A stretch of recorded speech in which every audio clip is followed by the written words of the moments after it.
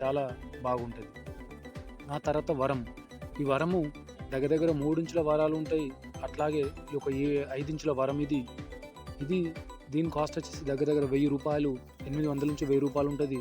అదే 3 ఇంచుల వరం అయితే ఒక 400-500 వరకు దాని కాస్ట్ అనేది ఉంటది. ఎక్కువ మందైతే 3 ఇంచుల వరాలు ఎక్కువ వాడతారు.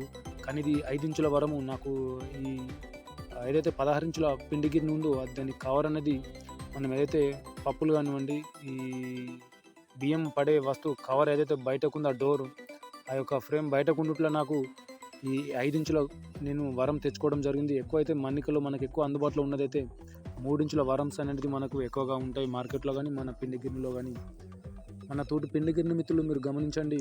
ఈ వరం అయితే దేనికి యూజ్ చేస్తారో కొంతమందికి తెలియకపోవచ్చు. ఈ వరం అనేది మనం పసుపు పట్టడానికి బాగా మంది యూజ్ చేస్తారు. పసుపు మనము కొమ్ములు కొమ్ములు ఈ యొక్క పిండి గిన్నె లోపట